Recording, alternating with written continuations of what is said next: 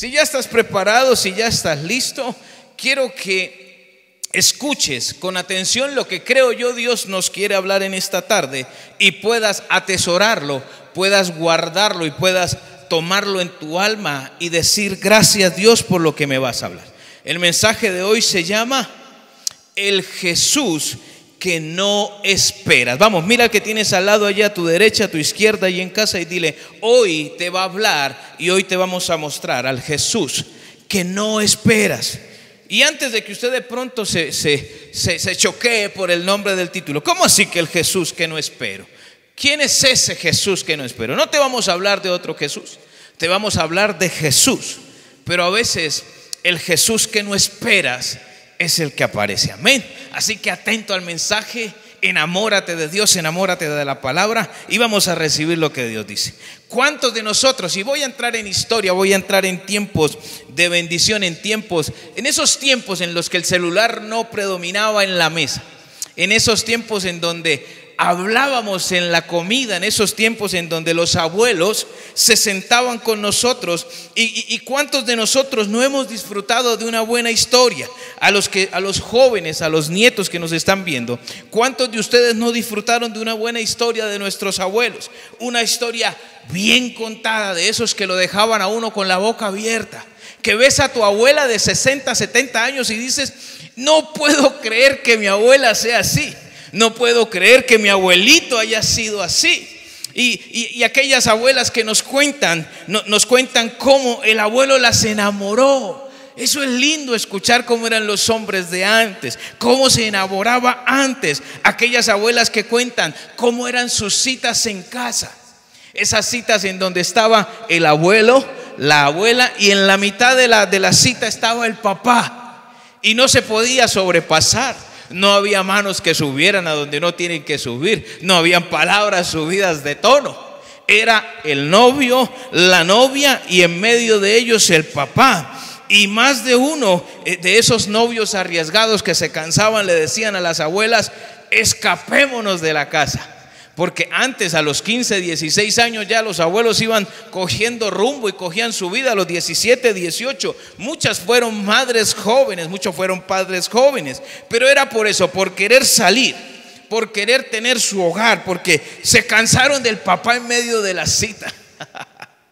Y en medio de estas dificultades, en medio de estas rabias, en medio de decepciones, en medio de amor, nuestros abuelos vivieron su vida y juntos construyeron una familia a la cual pertenecemos tú y yo.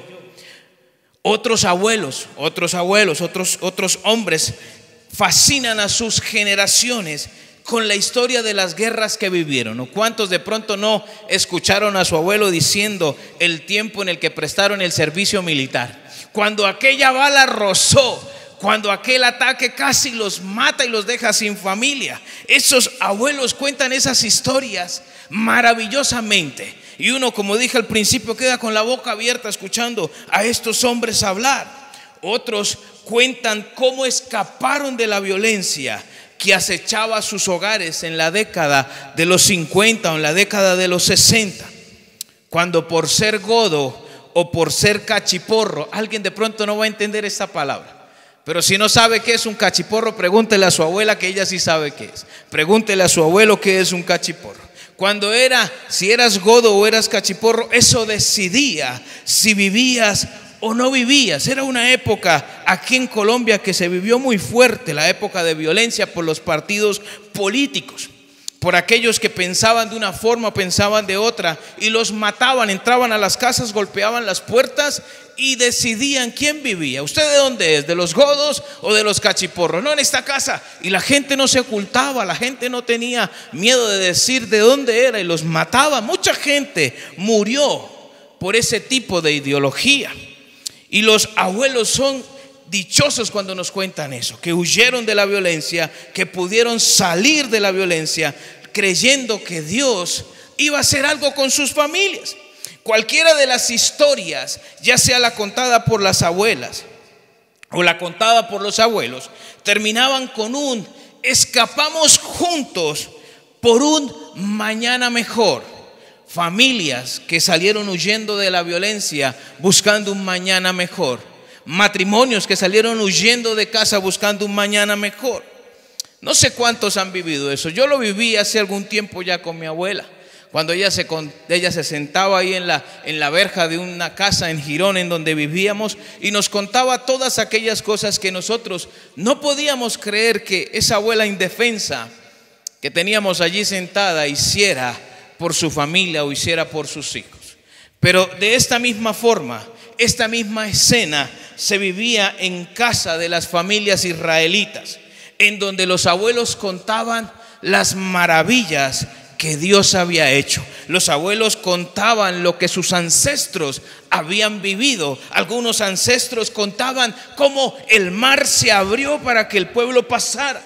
Otros abuelos contaban la historia de David, cuando David, siendo un joven escuálido, flaco, ojeroso, aburrido y sin ilusiones, como dice la canción, se paró frente a Goliat y con una piedra golpeó su cabeza, después cortó la misma y con ella fue el victorioso del pueblo en ese día.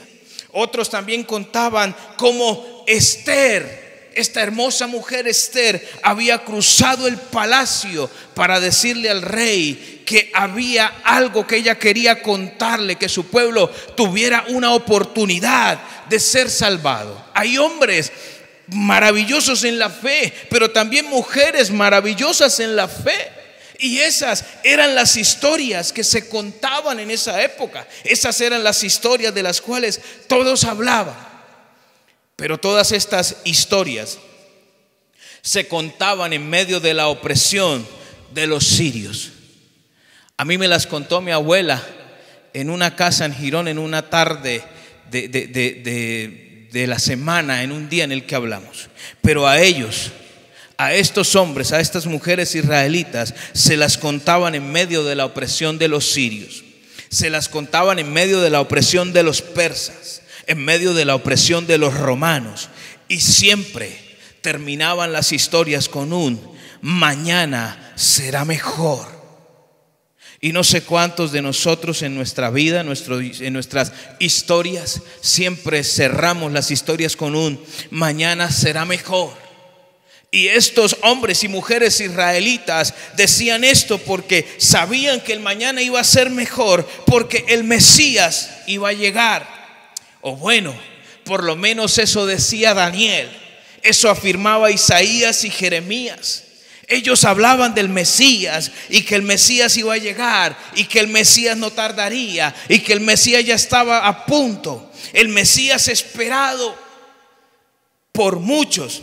Los fariseos en la época de Jesús esperaban un gran legislador que impusiera la ley. Ese era el Mesías que los fariseos esperaban.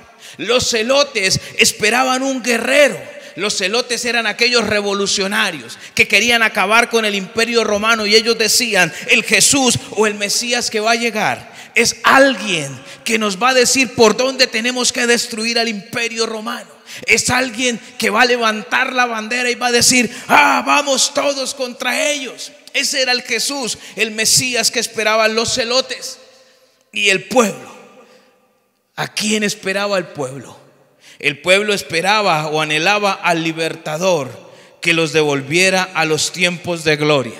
El pueblo anhelaba a ese Mesías del que hablaba Daniel. El pueblo anhelaba a ese Mesías del que hablaba Jeremías, del que hablaba Isaías. El pueblo anhelaba a ese Dios que iba a terminar con todo, a ese Mesías que iba a terminar con todo y los iba a llevar a un tiempo de gloria y de bendición.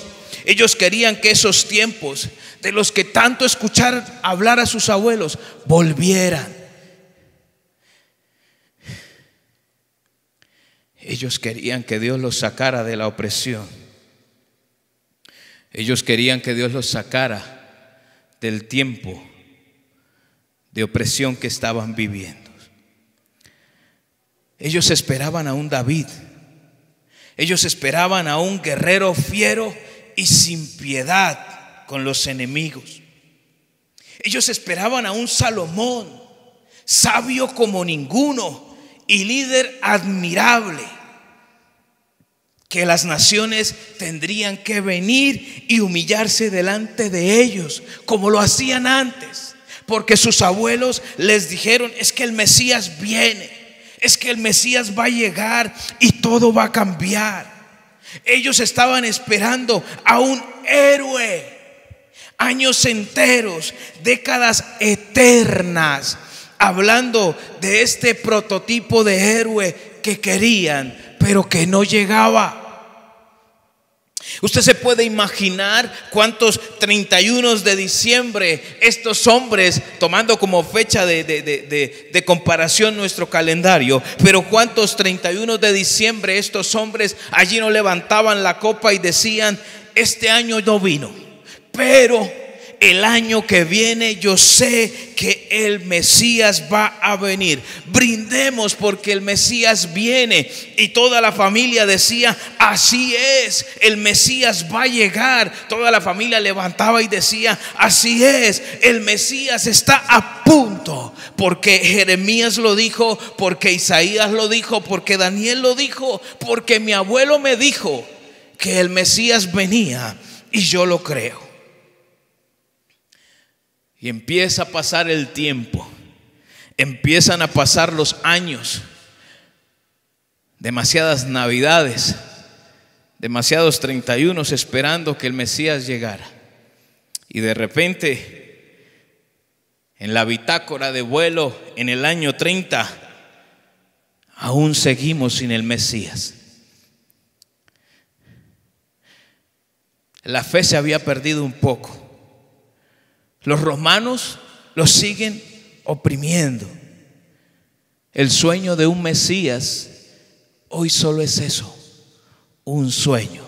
Te estoy hablando de la gente que vivía en ese año, el año 30, después del nacimiento de Jesús.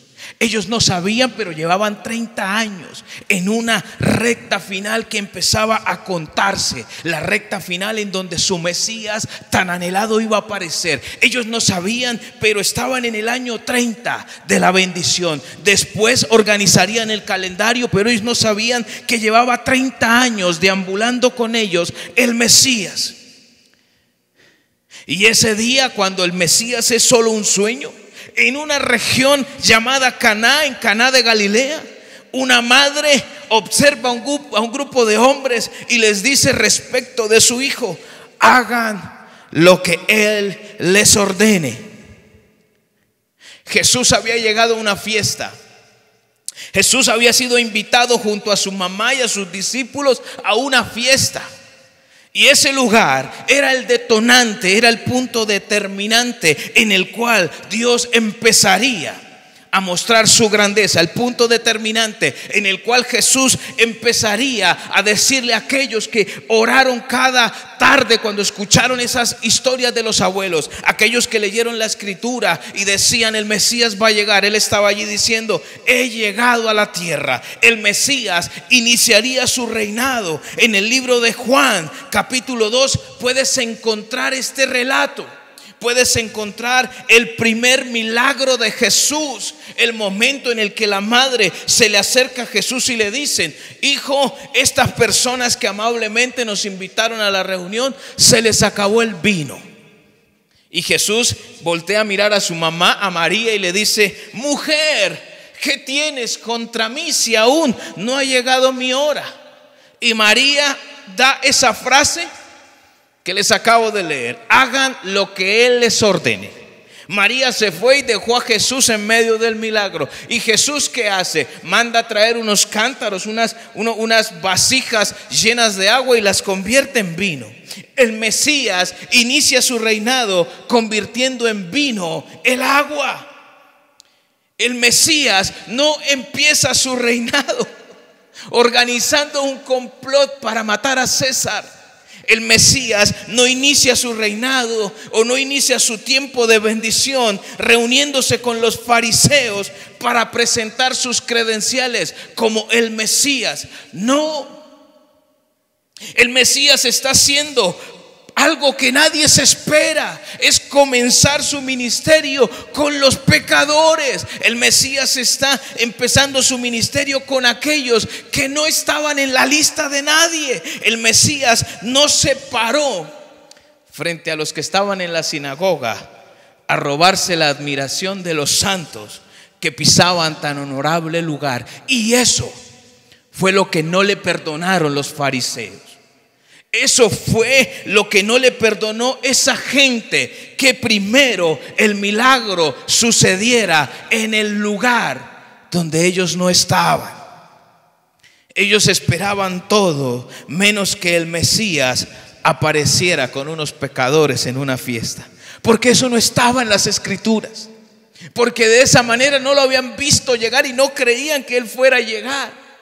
El Mesías podía aparecer de cualquier forma, menos así.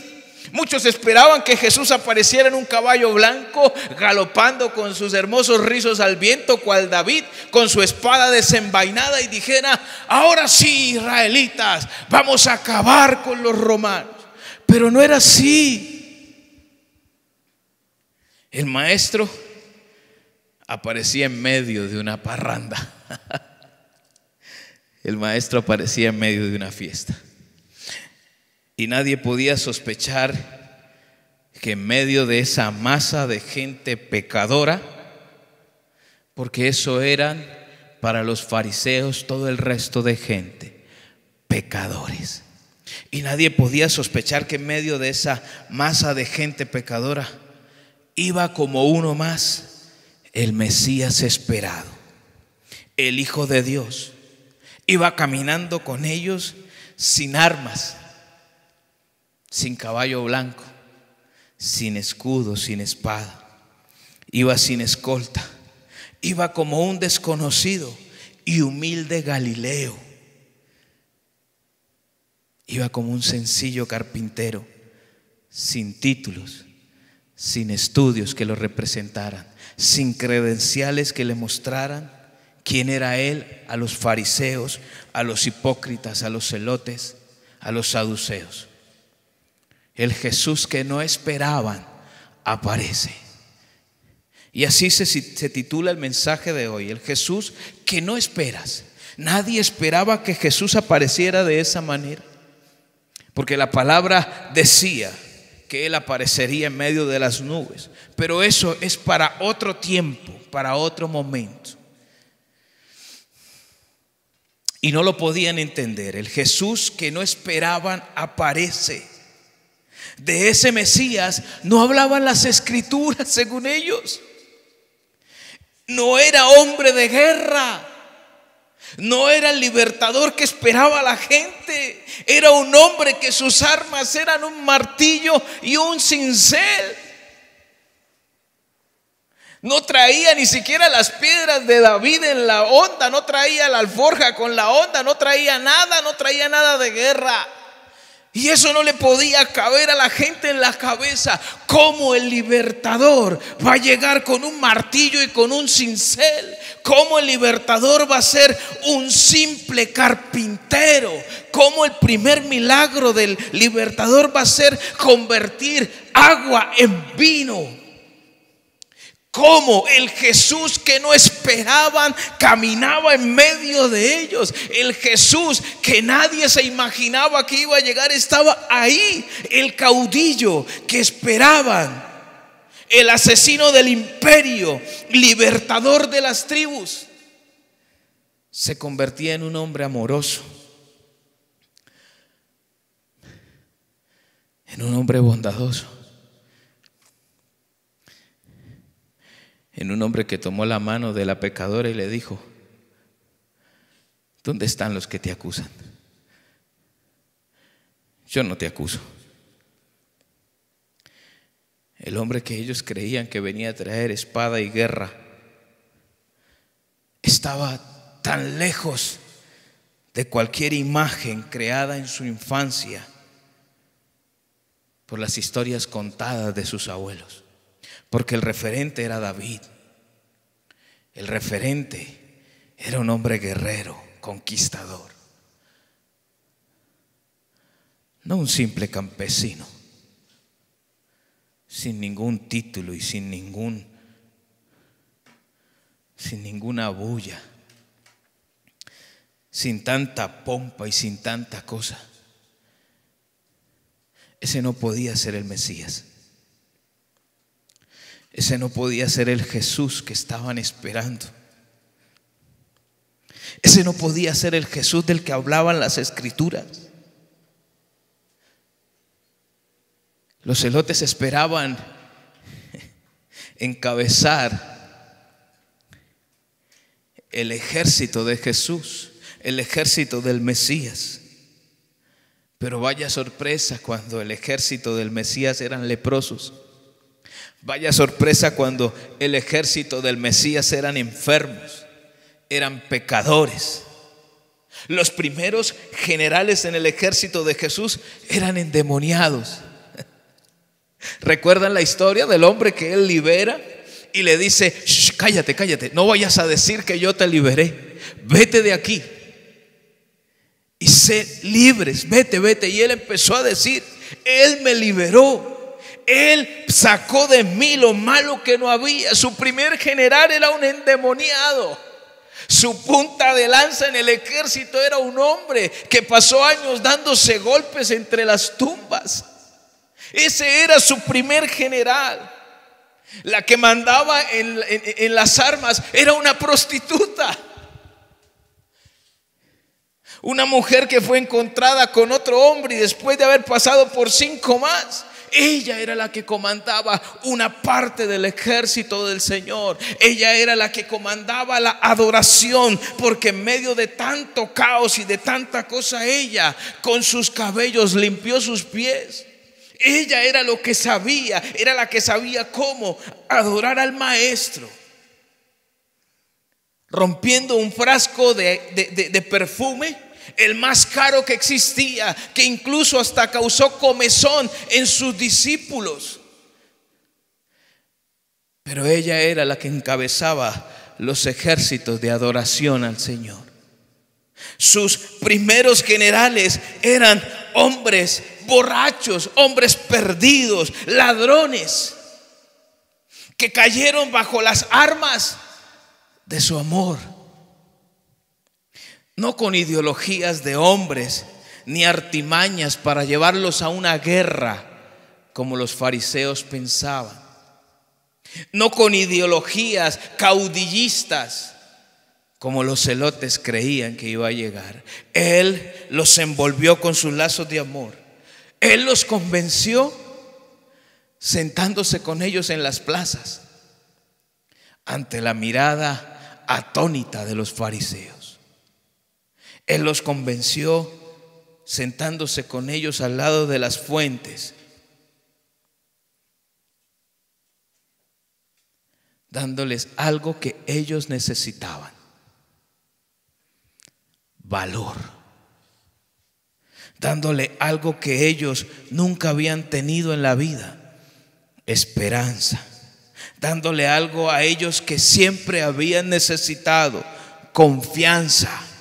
Dándole a ellos algo que les habían arrebatado desde niños: fe. Y tal vez esto fue lo que nunca recibieron de los que los señalaban. Esto fue lo que nunca recibieron de la gente que los maltrataba. Nunca recibieron de nadie el amor. Nunca recibieron de nadie la confianza. Y una vez más, el Jesús que no esperaban aparece. El Jesús que nadie esperaba vuelve a aparecer en escena. Aquel que los podía señalar los abraza. Aquel que los podía juzgar les dice: todo está perdonado, son libres, son sanos y son salvos. El Jesús que no esperaban aparece en escena nuevamente. Los primeros esperaban a un Jesús explosivo, guerrero, asesino, con mirada de libertador. Y por el contrario, apareció un Jesús amoroso, lleno de vida, de perdón, de gracia, de misericordia. Los otros esperaban a un Jesús que señalaba, que les dijera: apartados de mí, pecadores, no los conozco, váyanse de aquí, que yo vine por los fariseos. Y Jesús les muestra la faceta más amorosa que él podía tener. El Jesús que menos esperan aparece a su lado. Y yo no sé qué Jesús estás esperando que llegue a tu lado. Hoy estamos de fiesta, hoy estamos de celebración. El Padre hoy nos permite poder tener una santa cena, poder tomar un vino, poder comer un pan, pero sobre todo entender que el Jesús que no esperas está hoy con nosotros. No sé qué Jesús estabas esperando hoy.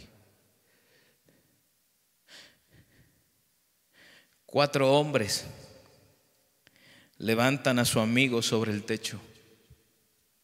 Jesús está en una casa predicando. Los amigos necesitan que el maestro haga algo sobrenatural en la vida de este hombre.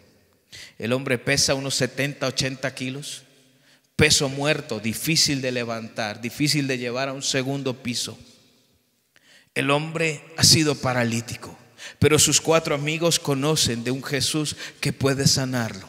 Ellos van rumbo a la búsqueda, o rumbo en búsqueda de la sanidad, pero no pueden entrar. Entonces ven el techo en esos tiempos era de arcilla, fácil de romper, y dicen: ¿cuánto vale un techo? No sé, 20,000, 100,000, 200,000 pesos, rompámoslo, que nosotros hacemos una vaca entre todos y pagamos el techo. Pero él necesita que Jesús lo toque, él necesita que Jesús lo sane. Y en medio de la charla, ante la mirada atónita de Jesús y de todos los que están en la sala, el techo se rompe. 4 amigos abren el techo, todos levantan la mirada, y los hombres que están allí le dicen: hola, Jesús, eres tú, ¿cierto? Y Jesús allí con la mirada atónita les dice: sí, soy yo. Tú eres el Mesías. Bueno, eso dicen. Tú eres el que sana. Ay, sí, yo soy el que sana. Tenemos un amigo que necesita que tú lo sanes. Tenemos un amigo que necesita que tú hagas algo sobrenatural por él. Y Jesús le dice: bueno, asómenlo, díganle que se asome. Y ellos le dicen: no, pero es que es paralítico.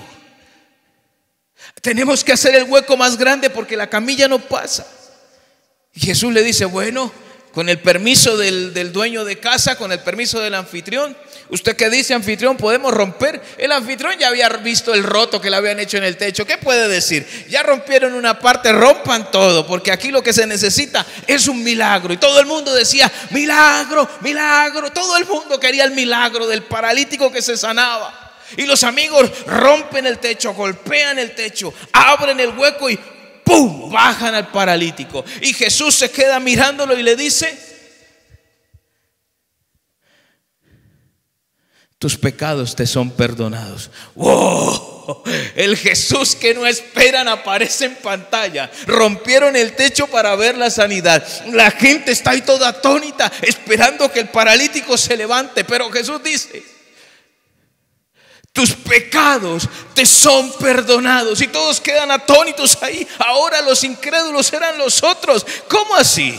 Que estos tipos rompen el techo. ¿Cómo así que estos tipos levantan al peso muerto de su amigo y Jesús no lo sana? ¿Qué clase de hombre es este Jesús que sana, que perdona pecados? Y Jesús voltea a mirar porque su espíritu ya le estaba diciendo: estos cabezones están hablando de ti. Están preguntándose que tú, ¿por qué perdonas los pecados? Y Jesús le dice: pero ¿cuál es el afán suyo? ¿Qué es más fácil que yo haga? ¿Que le perdone los pecados o que lo sane? Le tengo las dos. Le perdono los pecados y lo sano. Y el hombre le toma su lecho y sale caminando. Pero quiero que te quedes con esa mirada del paralítico. Imagínate, a mí me hace emocionar ver al paralítico allí diciendo: voy a poder caminar, voy a poder correr, por fin voy a ir a la tienda. No voy a tener que pedirle el favor a ese sobrino fastidioso que tengo que vaya, que siempre me extorsiona por los vueltos. No sé cuántos sobrinos extorsionadores hay que se quedan con los vueltos. Yo era uno de esos. El paralítico diciendo: por fin voy a correr como el Messi de la época. Voy a poder tocar una pelota. Voy a poder ponerme unos zapatos. El paralítico se emociona allí tendido en el piso. Ese Jesús sana. Y Jesús le dice: tus pecados te son perdonados. El Jesús que no espera a nadie está ahí en ese momento. No sé si puedes dimensionar la cara del paralítico, pero a esto no me trajeron. A esto no me invitaron. A mí no me invitaron a que me perdonaran los pecados. Lo que menos me importa son los pecados. Quiero correr, Jesús. Y muchas veces el Jesús que no esperas aparece en tu vida. Por eso te digo: ¿qué Jesús estás esperando el día de hoy? ¿El Jesús que sana a los enfermos? ¿O el Jesús que perdona los pecados? ¿El Jesús que arregla matrimonios? ¿El Jesús que levanta vidas de la drogadicción? ¿Qué Jesús estás esperando? Porque quiero decirte, muy probablemente el Jesús que llegue hoy no sea el Jesús que tú estás esperando.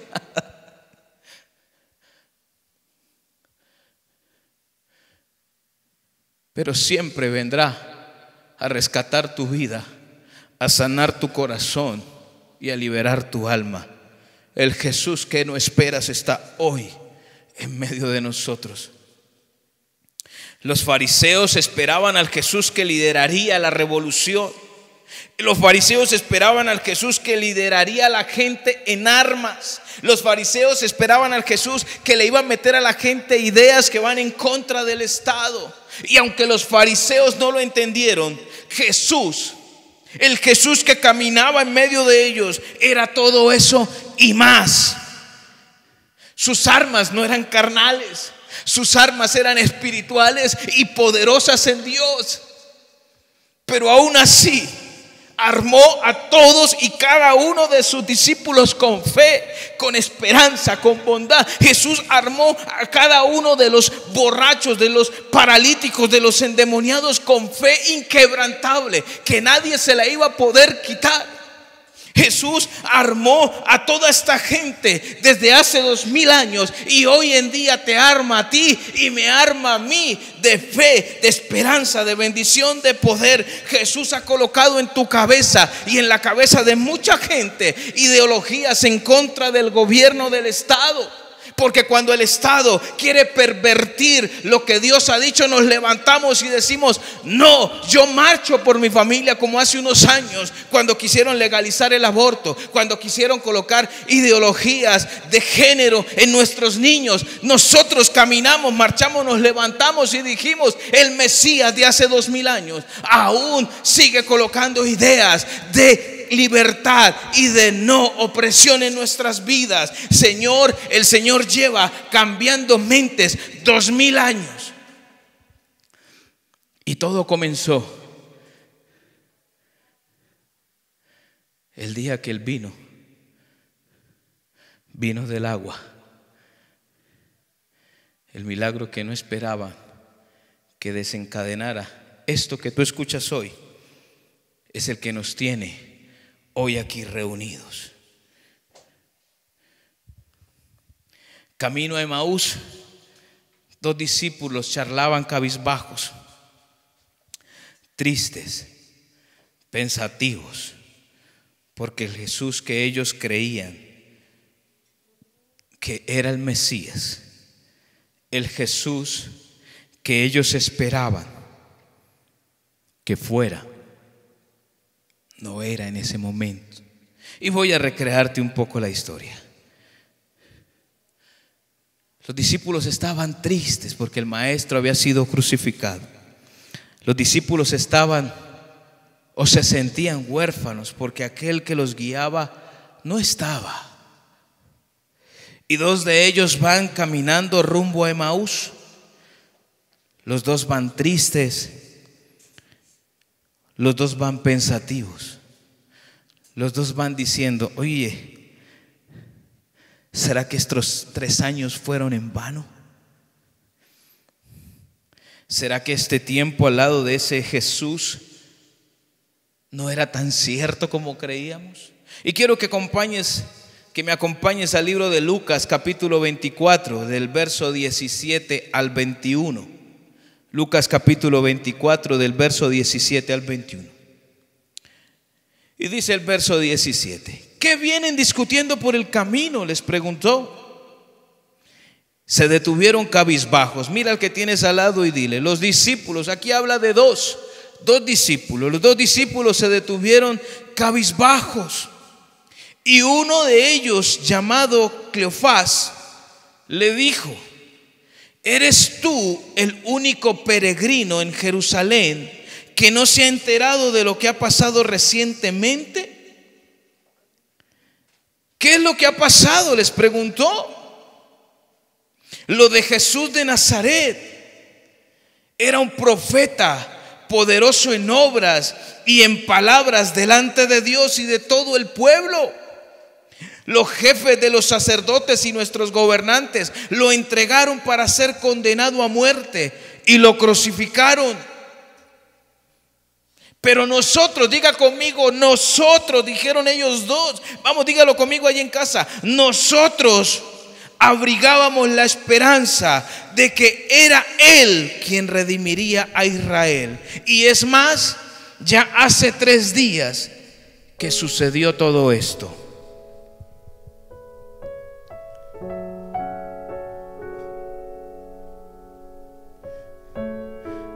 Los dos discípulos caminaban creyendo que Jesús se había ido. Los dos discípulos caminaban creyendo que Jesús los había dejado, creyendo que Jesús era un fraude, era una mentira.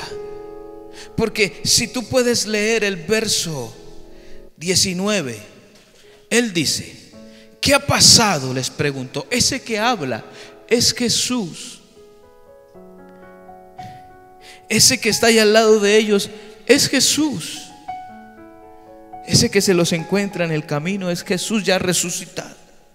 Y ellos responden en el verso 19: lo de Jesús de Nazaret. Ya ni siquiera dicen lo del maestro, lo de nuestro rabí. Hablan de Jesús como un extraño. Hablan de Jesús en un término despectivo. Era un profeta poderoso en obras y en palabras delante de Dios y de todo el pueblo. Los jefes de los sacerdotes y nuestros gobernantes lo entregaron para ser condenado a muerte. Mira que hablan de los gobernantes con más amor y con más aprecio que como hablaban de Jesús. Hablaban de los gobernantes como nuestros gobernantes, pero hablaban de Jesús como el Jesús, el profeta, aquel. Mira cómo era la capacidad de ellos de olvidarse de quien estuvo con ellos durante 3 años. Jesús fue el Mesías que no esperaban. Jesús fue el maestro que no esperaban. Y para estos dos discípulos no iba a ser la excepción. Para los fariseos no fue. Para los pecadores, leprosos, tampoco fue el que ellos esperaban. Y para estos dos discípulos que hablaban en pasado de Jesús, de los prodigios que hizo, en pasado de Jesús, de las grandezas que había hecho, en pasado de Jesús, del hombre que había caminado con ellos por la tierra. Ese Jesús no era el que ellos esperaban. La muerte de Jesús los había dejado atónitos. Si ustedes recuerdan y van a la palabra, en la cruz no estaban los 12 discípulos. Bueno, 11, porque ya Judas había quitado su vida. Solo estaban un par de hombres allí en medio de la multitud. El resto se habían ido. El resto se habían escondido. El resto no estaban. El resto huyeron. Y estos dos hablaban de Jesús en pasado. Ellos habían visto al Jesús muerto. Ellos habían visto al Jesús destruido. Ellos habían visto al Maestro lleno de heridas en una cruz. Pero el Maestro que no espera, el Maestro, el Jesús que no espera, aparece en escena nuevamente. Aparece en escena nuevamente. Y quiero que vayas al libro de Lucas, capítulo 24, del verso 30 al 32. Y luego, estando con ellos a la mesa, verso 30 del capítulo 24 de Lucas. Y luego, estando con ellos a la mesa, tomó el pan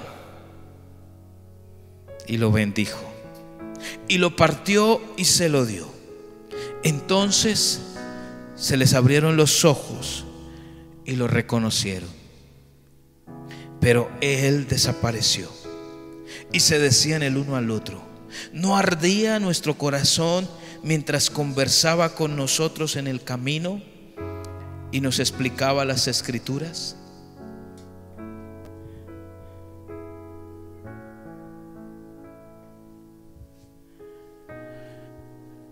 El Jesús que no esperaban que volviera a aparecer, apareció en el camino nuevamente.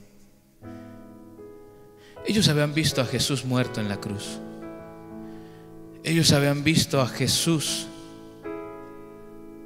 cargando esa pesada cruz, y no esperaban que volviera a aparecer, porque su conversación versos atrás mostraba lo que habían pensado o lo que pensaban de su Maestro.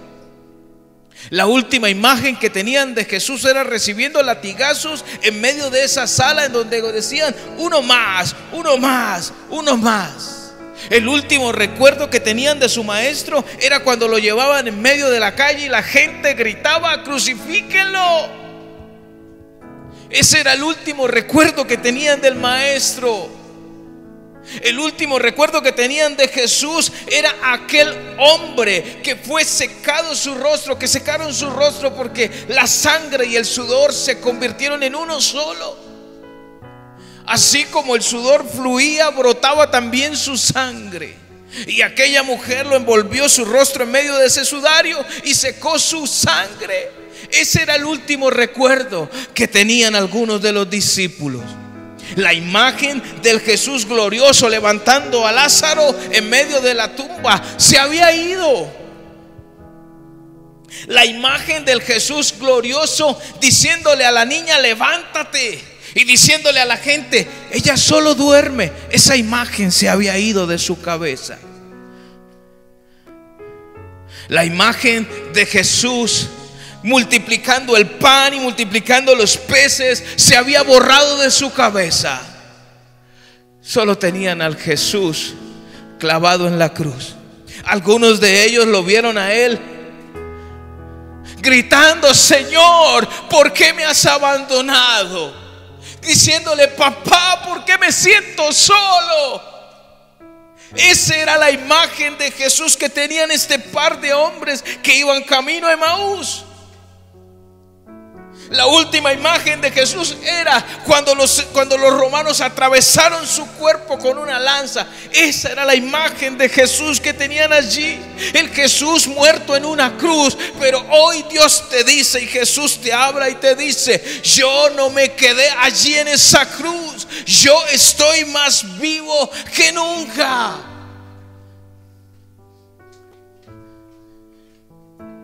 No sé a qué Jesús estás esperando hoy. No sé qué es lo que te tiene conectado en esta hora a la transmisión. No sé cuál es el Jesús que esperas. No sé cuál es la imagen de Jesús que tienes. Si el Jesús clavado en una cruz, el Jesús que te hizo un milagro hace un par de días, el Jesús que te hizo una bendición, que te envió una bendición hace un par de días. No sé cuál es el Jesús que esperas hoy. Pero hoy quiero decirte que el Jesús que no esperas está aquí en medio de nosotros. Ellos, este par de hombres, Cleofas y el otro, no esperaban a ese Jesús. No esperaban al Jesús que caminaba junto a ellos rumbo a Emaús. Pero hubo algo que les mostró a Jesús. Y el verso 31, el verso 30 lo dice claramente. Luego, estando con ellos, tomó el pan y lo bendijo, lo partió y se lo dio. En ese momento sus ojos fueron abiertos y dijeron: wow, este tipo que está con nosotros es Jesús. Es el que hace 4 días partió el pan allí. ¿Te acuerdas, Cleofas? ¿Te acuerdas de Jesús? Y el otro le dice: pero ese no estuvo crucificado. Sí, pero dicen que resucitó. No sé cuál Jesús estás esperando hoy. No sé cuál Jesús estás esperando, pero quiero decirte que el Jesús que no esperas está hoy aquí. El Jesús que no esperas está allí en tu casa. El Jesús que no esperas hoy te abraza, te sostiene y te levanta. No sé si de pronto tu mente es como la de los fariseos y estás esperando al Jesús que iba a acabar con tus enemigos, que iba a destruir todo y te iba a levantar y iba a decir: oye, tú eres lo mejor, que todos lo vean. Y hoy tal vez Jesús se para al lado tuyo y te dice: no vamos a destruir a nadie. Vamos a llamarlos, vamos a pedir perdón, nos vamos a reconciliar y todos juntos adoraremos al Padre. No sé si el Jesús que hoy estabas esperando era el que te señalara por tus pecados de anoche, tus pecados de ayer, tus pecados de esta semana. No sé si estabas esperando a ese Jesús, pero el Jesús que viene hoy a ti es el Jesús que te abraza y te dice: oye, no pasa nada. Yo te conozco, yo sé quién eres. Yo perdono tus pecados. Yo morí en la cruz por ti.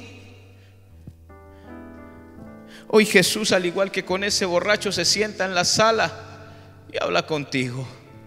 Hoy, al igual que ese día con la mujer ramera, se sienta contigo.